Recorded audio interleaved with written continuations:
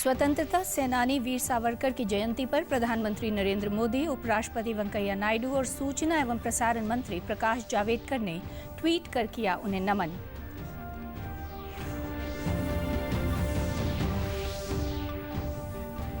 धान की रोपाई पर कांग्रेस के विरोध को लेकर प्रदेश के कृषि मंत्री जेपी दलाल ने डीडी हिसार से विशेष बातचीत में स्पष्ट किया सरकार का रुख।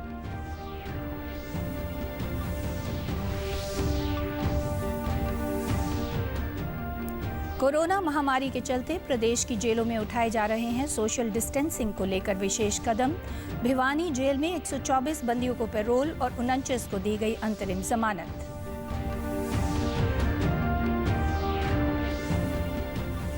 और टिड्डी दल को लेकर प्रदेश के कई जिले अलर्ट। इसके नियंत्रण के लिए कैथल में स्थापित किया गया कंट्रोल रूम। नमस्कार, मैं शमी नागपाल। अब समाचार विस्तार से। स्वतंत्रता संग्राम सेनानी और प्रखर राष्ट्रवादी नेता वीर सावरकर की आज जयंती है। उनकी जयंती पर प्रधानमंत्री नरेंद्र मोदी ने अपने ट्वीट संदेश में कहा कि मैं साहसी वीर सावरकर को उनकी जयंती पर नमन करता हूं। हम उन्हें उनकी बहादुरी के लिए याद करते हैं। उन्होंने कई लोगों को स्वतंत्रता संग्राम में शामिल होने और सामाजिक सुधार पर जोर देने के लिए प्रेरित किया। वहीं सूचना एवं प्रसारण मंत्री प्रकाश जावड़ेकर ने भी ट्वीट संदेश में लिखा कि वीर सावरकर महान देशभक्त, एक बहुत निराले साहित्यकार थे। उन्होंने अपने ट्वीट में कहा कि वीर सावरकर ने भाषा शुद्धि और समाज सुधार के लिए नींव के पत्थर की तरह काम किया था। प्रधानमंत्री किसान सम्मान निधि योजना के अंतर्गत पिछले 2 महीनों में कुल 9 करोड़ 67 लाख किसानों को लाभ पहुंचाया गया है। इसके लिए 19,000 करोड़ रुपए जारी किए गए हैं। सरकार के अनुसार प्रधानमंत्री गरीब कल्याण योजना के अंतर्गत भी लगभग 4,57,000 मीट्रिक टन दालें राज्यों और केंद्र शासित प्रदेशों को भेजी गई हैं। 13 करोड़ 40 लाख लाभार्थियों को 1,78,000 मीट्रिक टन दालें वितरित भी कर दी गई हैं। केंद्र सरकार ने घोषणा की है कि इस योजना के अंतर्गत सभी कार्ड धारक लाभार्थियों को 1 किलोग्राम दाल प्रति माह के हिसाब से 3 महीने तक वितरित की जाएगी। प्रदेश में धान की रोपाई को लेकर चल रहे विवाद पर कांग्रेस द्वारा पैदा की जा रही विरोधाभास की स्थिति पर कृषि मंत्री जेपी दलाल ने दूरदर्शन हिसार से विशेष बातचीत में सरकार का रुख स्पष्ट किया। उन्होंने बताया कि सरकार पानी बचाने के लिए किसानों को टपका सिंचाई के लिए प्रेरित कर रही है। जिन क्षेत्रों में पानी कम है और अगर किसान वहां धान की रोपाई नहीं करते हैं तो प्रदेश सरकार ऐसे किसानों को कुल 7,000 रुपये प्रोत्साहन राशि देगी। साथ ही उनकी फसल का बीमा भी कराया जाएगा। धान की जगह दूसरी फसल की खेती करने पर किसानों को फसल का निर्धारित न्यूनतम समर्थन मूल्य भी दिया जाएगा। धान रोपाई के सामयिक मुद्दे पर अब से कुछ देर पहले हमारे समाचार संपादक पंकज शर्मा और कृषि मंत्री के बीच हुई विशेष बातचीत।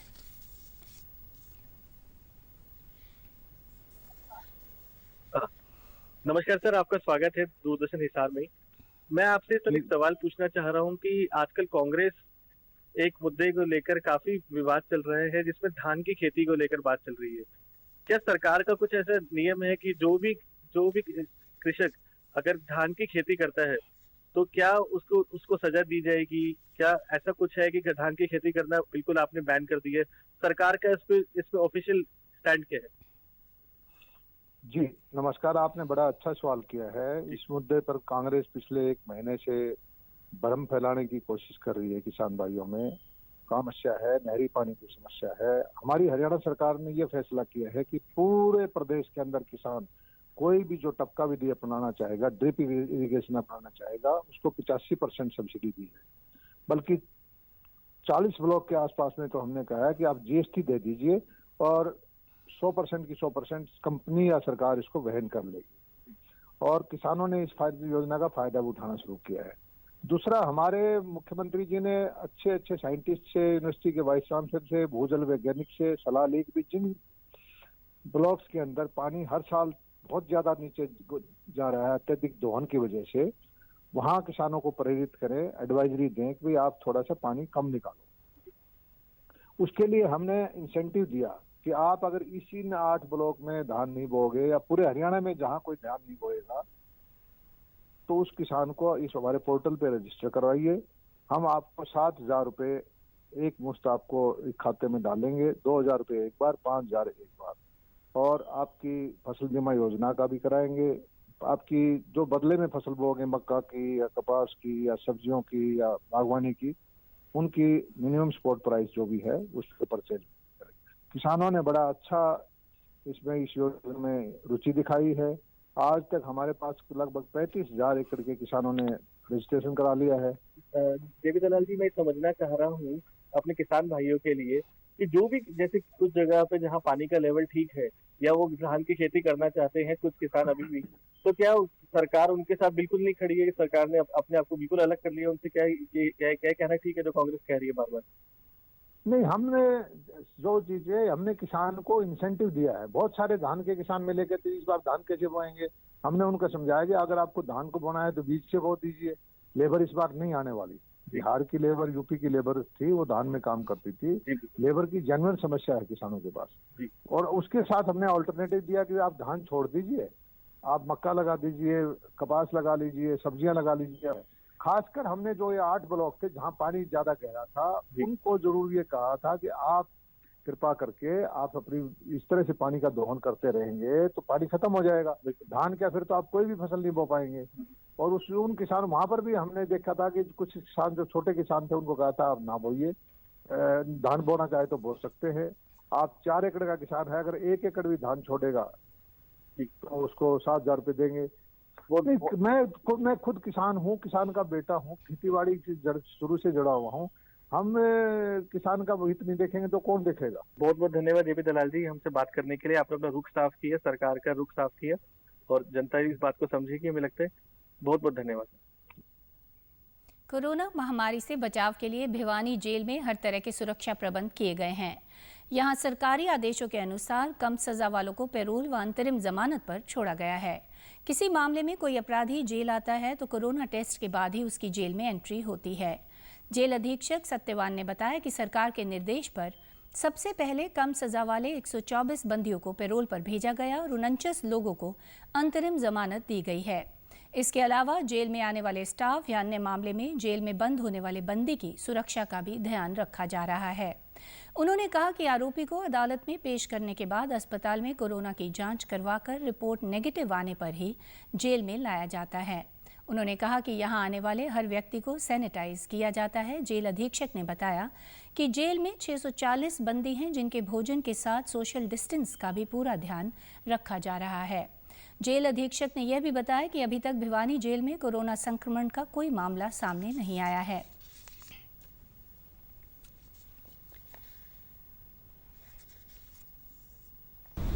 जेल में माननीय हाई पावर कमेटी तथा सरकार के निर्देशानुसार हर प्रकार की सावधानियां बरती जा रही हैं। बाहर जो भी कोई व्यक्ति जेल पर आता है, बाहर हाथ धोने के लिए उसके वाश बेसिन लगाया हुआ है, टैंकी रखी हुई है।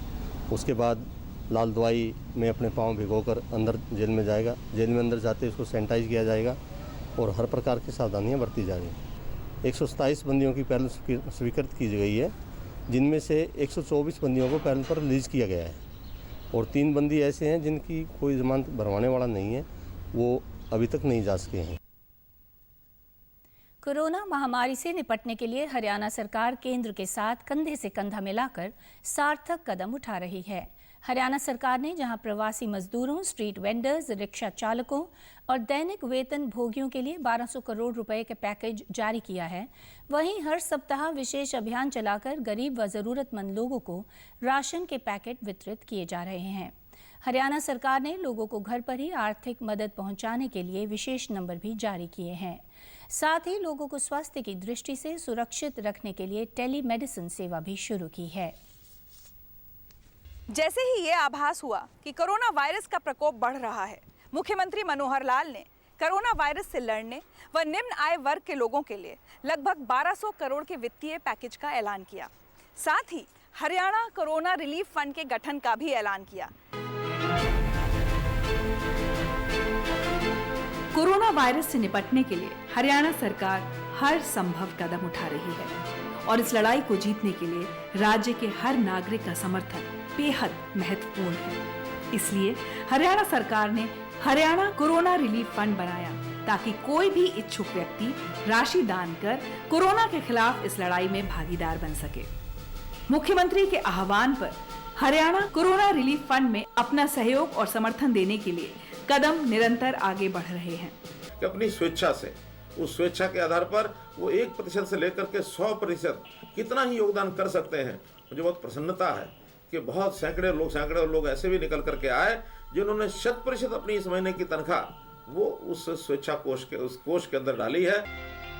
हरियाणा सरकार ने एक यूनिक काम किया कि जो श्रमिक या व्यक्ति सरकार की किसी भी अन्य योजना में कवर नहीं होता था, उनका उन्होंने ऑनलाइन रजिस्ट्रेशन करवाया, उनसे क्लेम्स मांगे और उनको वेरीफाई करके उनको 1000 रुपये प्रति सप्ताह देने का काम सरकार कर रही है।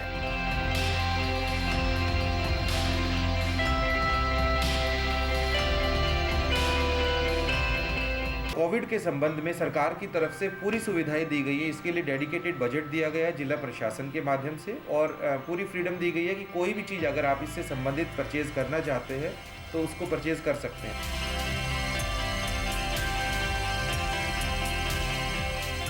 रिलीफ फंड में इकट्ठा हुई राशि का इस्तेमाल राज्य के हर शहर, गांव और कस्बे में किया जाएगा ताकि कहीं पर भी कोरोना वायरस किसी को छू तक ना पाए।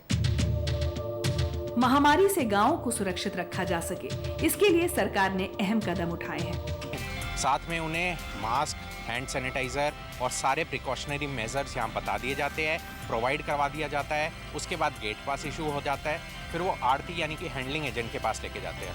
हैंडलिंग एजेंट पे भी हमने सोशल डिस्टेंसिंग का प्रॉपर तरीके से मेंटेन किया हुआ है कि वहाँ पे भीड़ ना होने दिया जाए। मुख्यमंत्री का बहुत बहुत धन्यवाद। ये गेहूँ और से इन और खरीदो सिस्टम जो मतलब चल रही है, खरीदारी बहुत बढ़िया चल रही है। इसी प्रकार की खरीदारी हो जाओ तो किसान बिल्कुल खुश।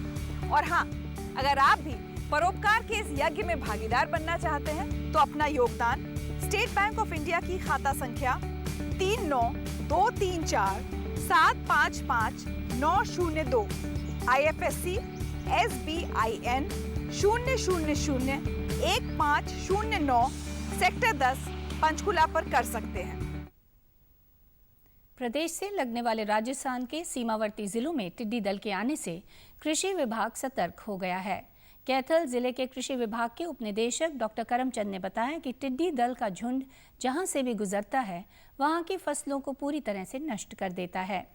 हालांकि ये दल किसी इंसान या जानवर को कोई नुकसान नहीं पहुंचाता। उप निदेशक ने कहा कि जिले में कंट्रोल रूम स्थापित करके टीम बना दी गई है जो इसके नियंत्रण के लिए काम करेगी। जरूरत पड़ने पर जिला प्रशासन की सहायता से दमकल की गाड़ियों से दवाओं का स्प्रे भी कराया जाएगा। उन्होंने कहा कि यदि किसानों को लगता है कि टिड्डी दल उनके खेत की ओर आ रहा है तो तुरंत ढोल, नगाड़े, हॉर्न और अन्य प्रकार के तेज ध्वनि का शोर कर टिड्डी दल की दिशा को बदलने का प्रयास करें। उन्होंने साफ कहा कि इस दल को खेतों में खड़ी फसल पर बैठने नहीं देना है, अन्यथा ये उनकी सारी मेहनत को बर्बाद कर देगा। ये बिल्कुल सही कह रहे हैं आप। टिड्डी दल राजस्थान के जयपुर में कल रात को एंट्री करा था और शहर के अंदर इसकी बहुत ज़्यादा संख्या में था ये। और ये हरियाणा में जैसे पुराने अधिकारी हमारे बताते हैं लगभग 30 साल के बाद, 28-30 साल के बाद रिपोर्ट वो, उससे पहले बहुत बार आता था लेकिन बीच में कंट्रोल हो गया था विभिन्न प्रचार प्रसार और लोगों को जागरूक करने के तरीकों द्वारा। ये टिड्डी दल एक पूरे बड़े झुंड में चलता है जिसकी मैपिंग की गई है। जो जयपुर से आ रहा है ये 5 किलोमीटर लंबा है, 2 किलोमीटर चौड़ा है और ये जब चलता है तो जितने भी वनस्पति रास्ते में आती है, हरी पत्तियाँ, कोई भी फसल, पेड़, सबको खाते हुए चलता है तो बिल्कुल नष्ट कर देता है। और सबसे ज़्यादा नुकसान इस टिड्डी दल का फसलों पर होता है, हमारे किसानों की फसलों पर होता है। प्रदेश से जुड़ी खबरों को विस्तार से जानने के लिए आप हमारे साथ फेसबुक, ट्विटर और यूट्यूब के माध्यम से भी जुड़ सकते हैं। हमसे जुड़ने के लिए आप हमारे सोशल मीडिया हैंडल को फॉलो कर सकते हैं। स्वास्थ्य मंत्रालय ने राज्यों और केंद्र शासित प्रदेशों को सलाह दी है कि वे कोरोना महामारी के दौरान माताओं और बच्चों का स्वास्थ्य सुनिश्चित करने का कार्य करें। कंटेनमेंट जोन्स में कैल्शियम, जीवन रक्षक घोल, ORS, जिंक, गर्भ निरोधक और आयरन फोलिक एसिड की गोलियों की होम डिलीवरी की व्यवस्था की जाए। स्वास्थ्य मंत्रालय के अनुसार माताओं, नवजात शिशु, बच्चों, किशोर किशोरियों के स्वास्थ्य तथा पौष्टिक आहार की आपूर्ति को भी आवश्यक वस्तुओं से संबंधित सेवाओं में शामिल किया जाए। स्वास्थ्य मंत्रालय की ओर से जारी किए गए दिशा निर्देशों में यह भी कहा गया है कि कोविड-19 के बावजूद महिलाओं, बच्चों और किशोर किशोरियों के स्वास्थ्य से संबंधित महत्वपूर्ण सेवाओं को जारी रखा जाना चाहिए। इन सेवाओं के लिए कोविड-19 का परीक्षण कराना अनिवार्य नहीं है। इस संबंध में ICMR के दिशा निर्देशों का भी पालन किया जाए। मंत्रालय के अनुसार कोविड-19 के सभी संदिग्ध और पॉजिटिव मामलों के भी संबंधित सेवाएं कोविड-19 सुविधा केंद्रों में उपलब्ध कराई जानी चाहिए। अंत में इस बुलेटिन के मुख्य समाचार एक बार फिर।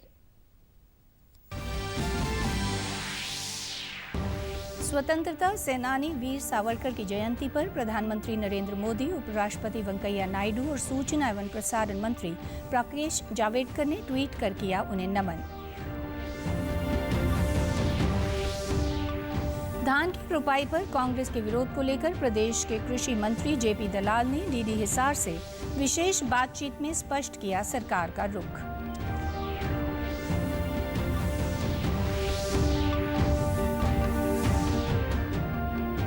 कोरोना महामारी के चलते प्रदेश की जेलों में उठाए जा रहे हैं सोशल डिस्टेंसिंग को लेकर विशेष कदम। भिवानी जेल में 124 बंदियों को पैरोल और 49 को दी गई अंतरिम जमानत। और टिड्डी दल को लेकर प्रदेश के कई जिले अलर्ट। इसके नियंत्रण के लिए कैथल में स्थापित किया गया कंट्रोल रूम। समाचारों में आज इतना ही। नमस्कार।